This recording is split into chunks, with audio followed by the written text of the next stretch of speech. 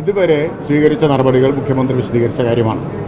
പിന്നെ അവിടെ ജസ്റ്റിസ് ഹേമ തന്നെ ചൂണ്ടിക്കാണിച്ച കാര്യം പറഞ്ഞിരുന്നല്ലോ, മുഖ്യമന്ത്രി തന്നെ വിശദീകരിച്ചിരുന്നു.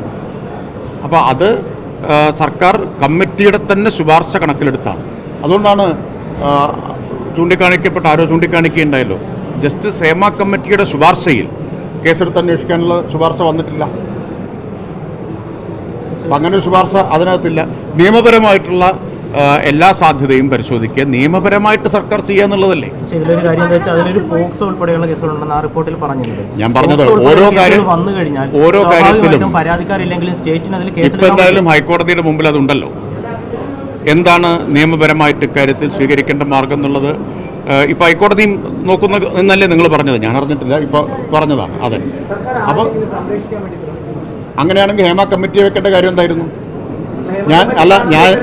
ഞാനൊരു കാര്യം ചോദിക്കട്ടെ, സർക്കാരിൻ്റെ മുകളിൽ മറ്റാരെങ്കിലും സമ്മർദ്ദം ചെലുത്തിയിട്ടാണോ ഹേമ കമ്മിറ്റി വെച്ചത്? സർക്കാരിൻ്റെ തീരുമാനമായിരുന്നു ഹേമ കമ്മിറ്റിയെ വെക്കാനുള്ളത്.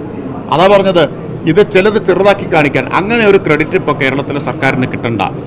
ഇന്ത്യയിൽ മറ്റെല്ലായിടത്തും ഇത്തരത്തിലുള്ള വെളിപ്പെടുത്തലുകൾ വന്നിട്ടില്ലേ?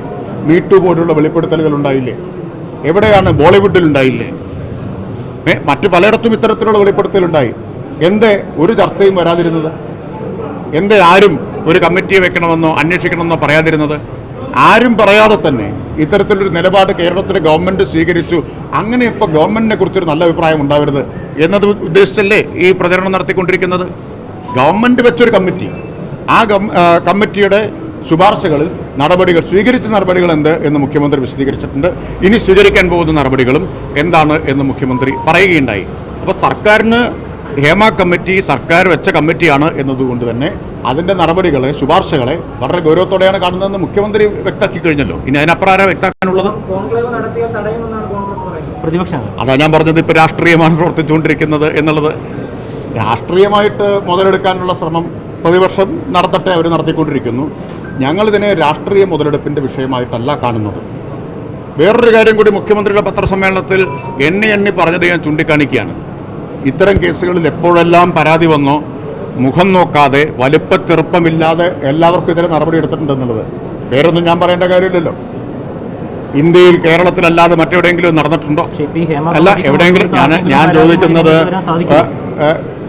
ഇന്ത്യയിൽ കേരളത്തിലല്ലാതെ മറ്റെവിടെയെങ്കിലും അത്തരം നടപടികൾ ഉണ്ടായിട്ടുണ്ടോ? എല്ലാവർക്കും ഇതിനെ കേസെടുത്തില്ലേ? ആരെല്ലാം ജയിലിൽ കിടന്നു? അതെല്ലാം ഈ കേരളത്തിലാണ് ഉണ്ടായത്. അത് ഞാൻ ഇവിടെ പറഞ്ഞു കഴിഞ്ഞു. അക്കാര്യത്തിൽ എന്താണോ നിയമപരമായിട്ട് സ്വീകരിക്കേണ്ട നടപടി, നിയമപരമായ നടപടികളാണ് സർക്കാർ സ്വീകരിക്കുക. അത് സാംസ്കാരിക മന്ത്രി അക്കാര്യങ്ങളൊക്കെ വ്യക്തമാക്കും. കോൺക്ലേവ് കൊണ്ട് മുഖ്യമന്ത്രി പറഞ്ഞത് ഇങ്ങനെയാണ്. കോൺക്ലേവ് എന്നതുകൊണ്ട് ഉദ്ദേശിക്കുന്നത് എന്താണ്? നയം രൂപീകരിക്കാനുള്ള കൂട്ടായ ചർച്ചയാണ്.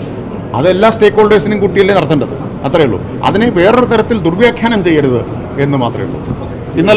ഇന്നലെ ഞാൻ WCCയുടെ ഒരു പ്രധാനപ്പെട്ട വക്താവ് സംസാരിക്കുന്നത് കേട്ടു. അവർ കോൺക്ലേവിനെ ആകെ തള്ളിപ്പറയല്ല ചെയ്തത്.